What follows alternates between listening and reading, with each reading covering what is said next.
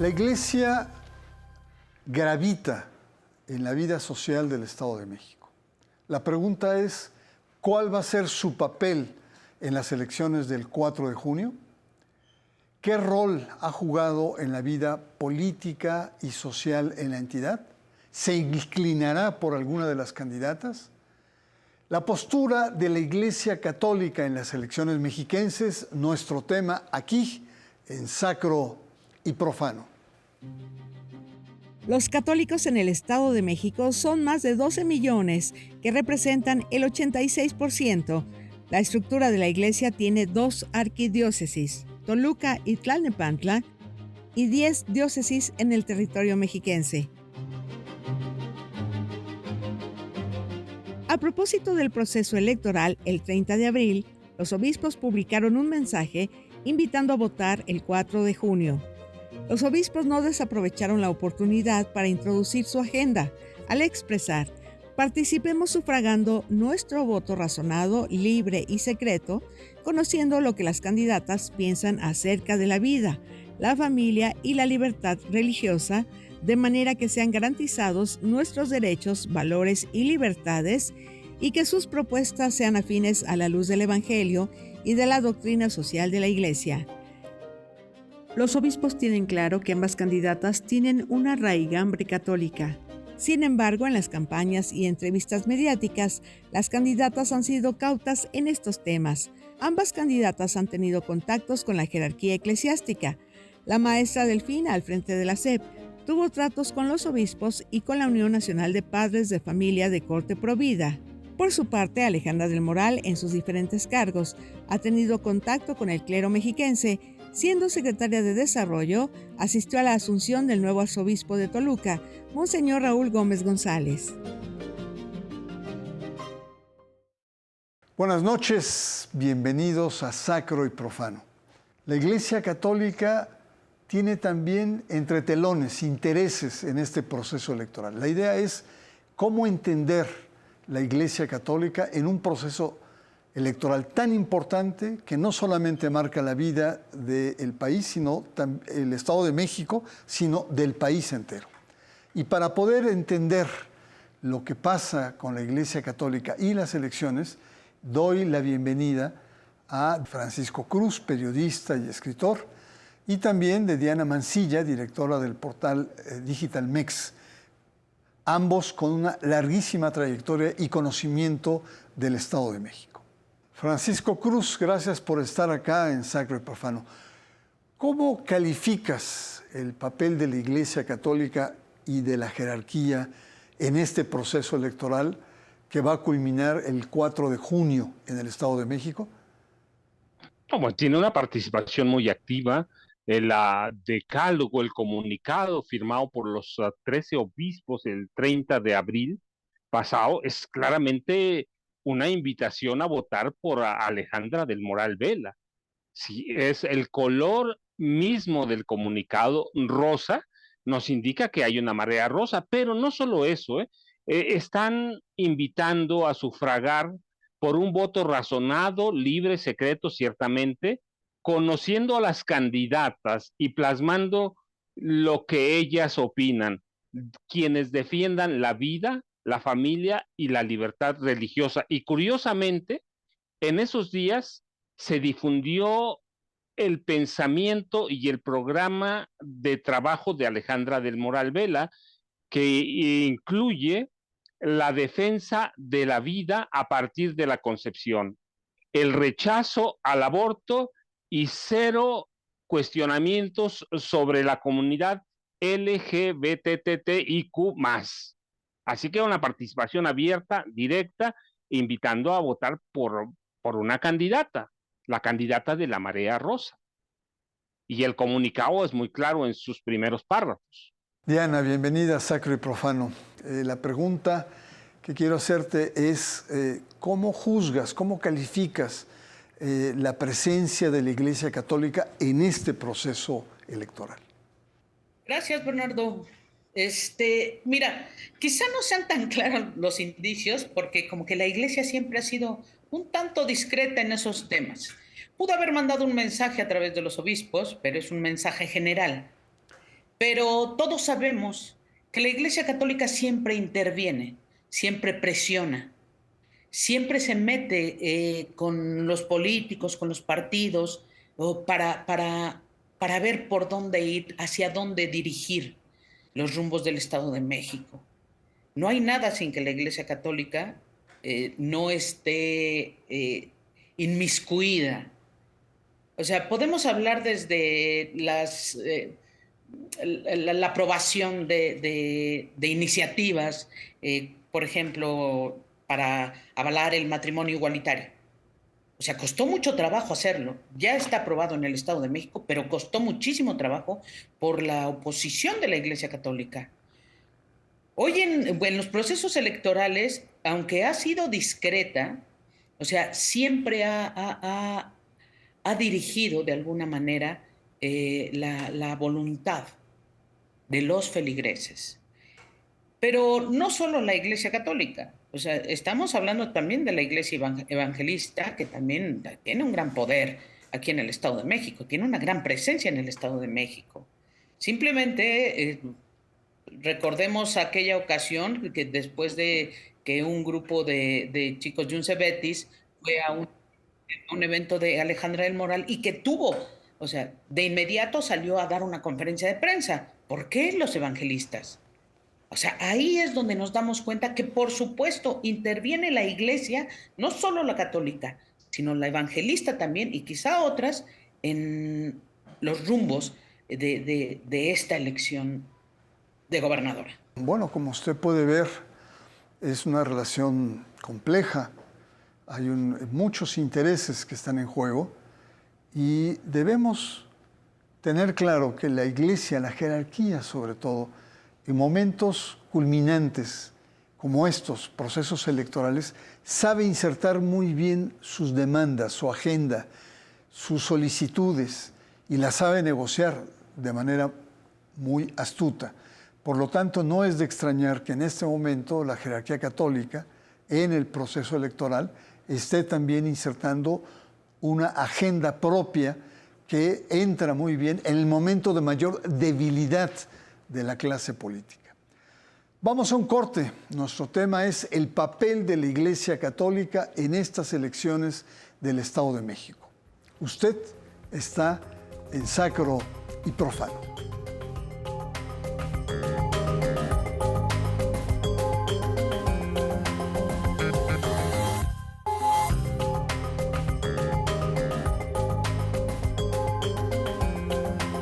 Nuestro tema de hoy, el papel de la Iglesia Católica en las elecciones en el Estado de México 2023. Vaya tema, es un tema realmente muy importante. Y uno de los aspectos centrales para poder ubicar a la Iglesia Católica en el Estado de México es estos vínculos históricos entre los obispos y el Grupo Atlacomulco, entre los obispos y los 93 años de poder que lleva el PRI al frente en el Estado de México. Y ahí evidentemente que sobresale la presencia de un obispo, Arturo Vélez, familiar de Alfredo del Mazo, abuelo del actual gobernador, y que es uno de los fundadores precisamente del Grupo Atlacomulco. Querido Francisco, háblanos de estos vínculos históricos. Tú, mejor que nadie, conoce la relación entre los obispos y el conjunto de Grupo en el Poder, lo que llamamos el mítico Grupo Atlacomulco. ¿Cuál es esta relación? Cuéntanos. Mire, yo creo que incluso va un poco más atrás, ¿eh? Hay como un desdén, en la formación del Grupo Atlacomulco. Para mí el personaje central de la formación del Grupo Atlacomulco no es Isidro Fabela, no es Alfredo del Mazo, sino Maximino Ruiz y Flores, 3 veces obispo, y él, nacido en Atlacomulco, él con Maximino Montiel Olmos sientan las bases para que Isidro Fabela Alfaro tenga un grupo político que después toma la forma de Grupo Atlacomulco. Y después él ordena, Maximino Ruiz y Flores, que es 3 veces obispo en Derbe, en Chiapas, Derbe, Asia Menor, en Chiapas, y auxiliar de la Ciudad de México, rector del seminario de la Ciudad de México. Él consagra a Monseñor Arturo Vélez Martínez, también nacido en Atlacomulco, familiar de Arturo Vélez, de Alfredo del Mazo Vélez, familiar de Isidro Fabel Alfaro. Ellos le dan forma a Tlacomulco. Y después vienen otros como Onésimo Cepeda, que, que aprovechan los cimientos que sentaron Maximino Ruiz y Flores y Arturo Vélez Martínez, que es un hombre que se hace multimillonario con fraudes, con robos, y que lo permiten y que estuvieron a punto de meterlo a la cárcel. Si José López Portillo no lo metió a la cárcel, es porque llegó a arreglos con Alfredo del Mazo Vélez. No lo cuento yo, lo cuenta José López Portillo en sus memorias. Así que es una iglesia consentida, es una iglesia que tiene un sentido católico eminentemente desde su formación. Algunos personajes del grupo Atlacomulco, como Arturo Montiel Rojas, asistieron al seminario, no agarraron la carrera eclesial por otras razones, pero el grupo Atlacomulco es una organización que nace con bases católicas sólidas a través de obispos y se va desarrollando y luego uh, forman lo que yo digo el último as bajo la manga del grupo Atlacomulco para contener a la población. Si en 1942 a Maximino Ruiz y Flores ayudó a pacificar el Estado cuando hay un atentado que culmina con el asesinato del gobernador Alfredo Zárate Albarrán, y que él controla a toda la Grey católica, el resto de los obispos, cada 6 años ha sido desde el púlpito la base para tranquilizar y la base para que el PRI conserve el poder. Hace 6 años, desde los púlpitos, se calmó a la población cuando hubo un fraude escandaloso contra la maestra Delfina Gómez Álvarez, y la iglesia desde el púlpito calmó a mucha gente. ¿No tiene influencia? No, yo creo que sí. Usted lo conoce. ¿Cuántos gobiernos regionales tenemos en la iglesia o provincias eclesiásticas, como lo llaman? Tenemos 2.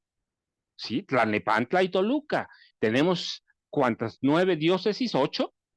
Han servido bastante bien para controlar a la Grey católica. Mire, a mí cuando me preguntan o me dicen, oye, pero ya el número de católicos en el Estado de México baja. Sí, tenemos como 13 millones y la gente no va a la iglesia. Sí, el problema es que yo llego a mi casa los fines de semana y mis tías están hincadas frente al celular, persignándose y rezando, porque la iglesia no van a la iglesia, pero la reciben a través de la tecnología.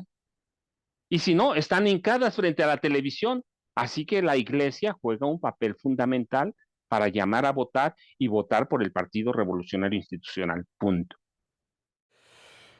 Diana, el 30 de abril, aquí ya lo hemos conversado, los obispos lanzaron un mensaje que a la letra dice: participemos sufragando nuestro voto razonado, libre y secreto, conociendo lo que las candidatas piensan acerca de la vida, la familia y la libertad religiosa, de manera que sean garantizados nuestros derechos, valores y libertades, que propuestas sean afines a la luz del Evangelio y de la doctrina social de la Iglesia. Ahí está parte de la agenda de la Iglesia Católica, sabiendo que son 2 candidatas de raigambre católico. ¿Cuál es tu opinión de este párrafo del episcopado mexiquense? Bueno, pues, lógicamente está dirigiendo a las candidatas el mensaje concreto, ¿no? Les está dando un mensaje concreto tanto a las candidatas como a los votantes. A ver, si no van por aquí, ustedes no tienen por qué votar por esta candidata. O sea, los valores de la familia. ¿Qué representa la familia? Padre, madre, hijos. Eso representa para la Iglesia Católica la familia. O sea, entonces, lógicamente ya se está dirigiendo hacia allá. El mensaje que están mandando los obispos no es cualquier cosa, Bernardo. Creo que es una forma de presión. O sea, por más que lo quieran hacer eh, muy, eh, quizá muy velado, el mensaje está fuerte, el mensaje es intenso. Las candidatas ya saben por dónde ir para tener el favor de la iglesia. Bueno, está muy claro que la iglesia introduce su agenda. Ahí está la agenda de la iglesia. La vida, la defensa de la vida. 2, el tema de la defensa de la familia y la libertad religiosa. Esos son los 3 factores que están lanzando y además pidiendo a las candidatas que sean inspiradas por el espíritu del Evangelio y también la doctrina social de la iglesia. Sabiendo bien que ambas candidatas son candidatas de un raigambre católico. En el caso de Delfina, pues es una persona que fue catequista y que se formó en sus inicios en la Iglesia Católica. Y también el caso del Moral, de Alejandra del Moral, tiene vínculos muy fuertes. Siendo secretaria, participó en la asunción del nuevo arzobispo de Toluca y planteó en una reunión posterior en la cual planteaba o señalaba que el amor al prójimo y el servicio a los demás eran 2 elementos que compatían entre la iglesia y el gobierno. Ahora bien, Francisco, la iglesia, como estaba señalando, es un factor de poder y en el Edomex la iglesia es parte de la gobernabilidad. ¿Qué piensas de esto, esta relación de poder y esta relación de gobernabilidad? Absolutamente siempre, y no solo factor de poder. Yo no lo digo ahora, lo he dicho siempre, es la mancuerna perfecta de la corrupción electoral y del poder, no del poder político, sino del poder económico. Hay que ver nada más, por ejemplo, hace unos meses antes del destape de Alejandra del Moral Vela, a dónde fue Alfredo del Mazo Maza. Fue a Roma. Las fotos con el Papa, claro, él tenía otras intenciones de ir a consultar con su primo Enrique Peña Nieto, pero ¿qué es lo primero que sobresale? Sí, la foto con el Papa y muy a menudo, las fotos en la iglesia con el obispo comulgando, confesando, sí, es un factor de poder, poder político y poder económico, y así lo ha entendido la iglesia y lo ha jugado muy bien y lo ha aprovechado muy bien. Ellos han facilitado todos. Ahí tenemos obispos como Onésimo Cepeda, que no han tenido empacho en mostrar su riqueza, en mostrar la acumulación y en mostrar la vida de jeques árabes que se dan los obispos en el Estado de México. Diana Mancilla, otro tema central es que en las campañas el tono de estos temas, familia, sexualidad, aborto, han sido muy secundarios. Se han cuidado las candidatas sabiendo que esto puede explotar. Quizá el tema de la familia lo ha abordado más Alejandra del Moral. Pero en el segundo debate, la candidata morenista Delfina Gómez lanza un mensaje de inclusión a la comunidad LGTB. ¿Cuál es tu opinión sobre esto? Pues tendrían que hacerlo las dos. Creo que ya se ha avanzado mucho en este tema acá en el Estado de México y me refiero mucho porque ya se avalaron los matrimonios igualitarios. Ahí es donde me refiero a que se ha avanzado mucho, porque si lo comparamos con la Ciudad de México, traemos un gran atraso. Aun cuando la Corte desde hace muchos años ya dijo, a ver, se tiene que cambiar la Constitución en los estados para dar paso a los matrimonios igualitarios. Entonces, apenas el año pasado fue cuando se hablaron estos matrimonios. Delfina Gómez está ganando espacios, ganando de alguna manera un sector importante en el Estado de México que ha venido con una lucha fuerte y bueno, pues también tendría que estarse pronunciando Alejandra del Moral por este tipo de situaciones. El aborto va a ser muy complicado porque bueno, pues tanto el PAN y como en el propio Morena, no se atreven a dar ese paso, Bernardo, los diputados, nadie se atreve, ahora sí que nadie se atreve a ponerle el cascabel al gato. ¿Por qué? Porque no quieren confrontarse con la iglesia. Y los propios diputados los dicen en corto, ¿eh? No quiero confrontación con la iglesia.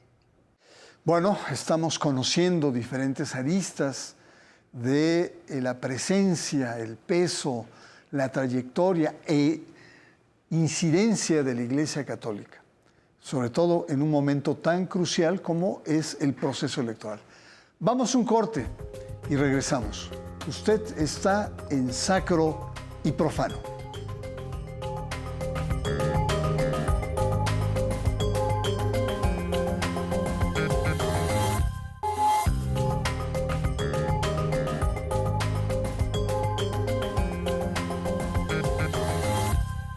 Estamos abordando el tema del papel de la Iglesia Católica en las elecciones 2023 en el Estado de México. Estamos ya en el último bloque, en el cierre. Francisco, tu percepción es que la Iglesia Católica va en apoyo total a Alejandra del Moral. Pero la pregunta es, ¿cómo crees que actúa esta Iglesia para apoyar a Alejandra del Moral? Primero, llamando a votar abiertamente. Y segundo, el papel que juegan es anterior y posterior a las elecciones, tranquilizando a la Grey católica, llamándola a conservar la calma cuando hemos tenido fraudes escandalosos. Lo vimos en 2005, lo vimos en 1999 y lo vimos en 2017. Desde el púlpito se llama la tranquilidad, pero eso lo hicieron en 42 y eso lo hicieron en las elecciones posteriores. La iglesia siempre ha sido como un dique para contener la inconformidad y el descontento de la población del Estado de México, que tiene 19 millones de habitantes, tiene por lo menos 9 millones en la pobreza y tiene 6 millones con algún nivel de pobreza. Y eso solo se explica por el papel que juega la iglesia, por más que digan que ha bajado el número de católicos. Yo insisto siempre, cuando yo voy a mi casa me dicen, pues ya no van a la iglesia tus tías, pues vayan a ver que está hincada frente al celular. A mí me puede dar risa, me puede dar lo que sea, pero es un factor de poder que se ha trasladado para aprovechar también la tecnología. Última cuestión, querida Diana. ¿Cómo esperas o qué expectativas tienes de la iglesia? Cuando digo iglesia católica, pues no solamente son los obispos, sino son los párrocos, los que están en las misas, están dando homilías. ¿Cuál crees que sea la postura o el posicionamiento de la iglesia este 4 de junio, día de las elecciones? Híjole, yo creo que es un tema muy complicado y creo que delicado pues para todos los sacerdotes ahí en las homilías. O sea, la iglesia evangélica, evidentemente, o sea, se inclina mucho más por Morena, es evidente, o sea, lo hacen evidente con esto de Alejandra del Moral con los estudiantes, ahí lo hicieron muy evidente. La Iglesia Católica, a pesar de que al principio se opusieron a que fuera una mujer candidata, antes de que se nombrara a la candidata, o sea, de verdad se oponían a que fuera una mujer. ¿Por qué? Porque la mente de la mujer es mucho más abierta a estos temas, si lo vemos de esa manera, Bernardo, y de alguna manera ellos vieron algún tipo de riesgo en que se avanzara precisamente con los temas de la comunidad LGBT y más, y del aborto y de la sexualidad. El tema de la sexualidad y el feminismo, por supuesto. Y el feminismo que tanto le espanta también a la iglesia, ¿no? Entonces, ese tema, esos temas, yo creo que les preocupan mucho. Vamos a ver, pues, por quién se van a decantar ese día, porque evidentemente van a invitar a que la gente vaya a votar. Diana Mancilla, muchas gracias también a ti, querido Francisco Cruz, por su presencia aquí en Sacro y Profano. Se los agradezco en verdad.